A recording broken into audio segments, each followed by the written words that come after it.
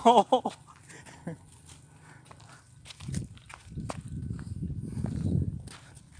ัสดีพี่น้องสู้ขู่สุคน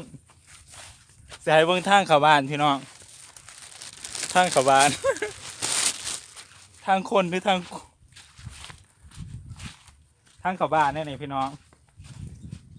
พาส้มทางเข้าบ้าน งามได้ ถนน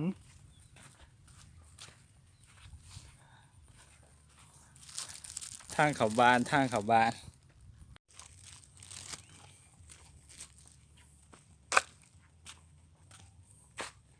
ขาไปทางเข้าบ้านพี่น้องบ่อยากจะเว้าเด้องามได้โอ้ยตายแล้วเป็นนิทานเนี่ย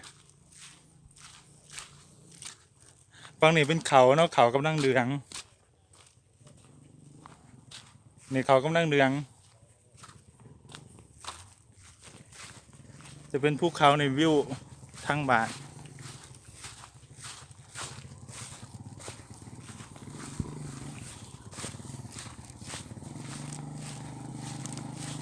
เอา ผู้ใดเทียกหมอเอากับเจ้าไม่ได้สิเอาของไปเนี่ยเสียไปใส่เนี่ยอ๋อ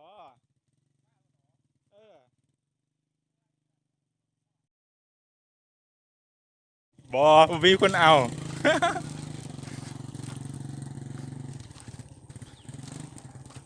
บ้านพี่น้องในบ้านเดี๋ยวหายบางทางก่อนทางงามได้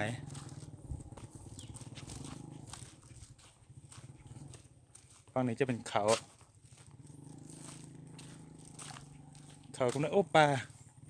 เขากำลังเลี้ยง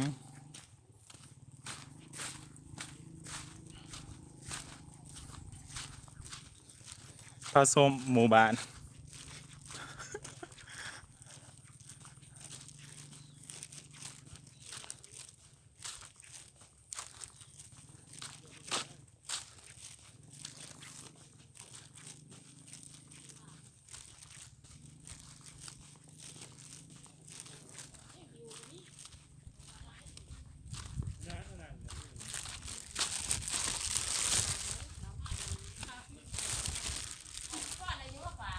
เอ้าเจ๊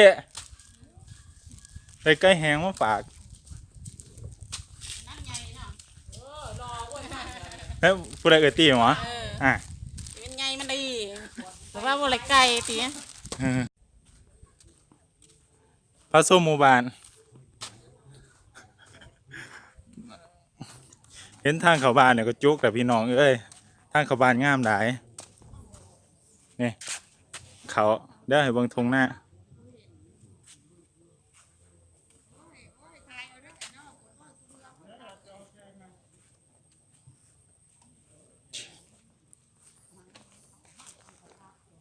เอา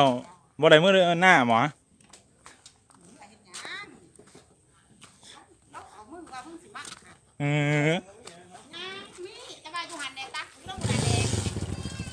เขาให้เบิ่งเขาพี่น้อง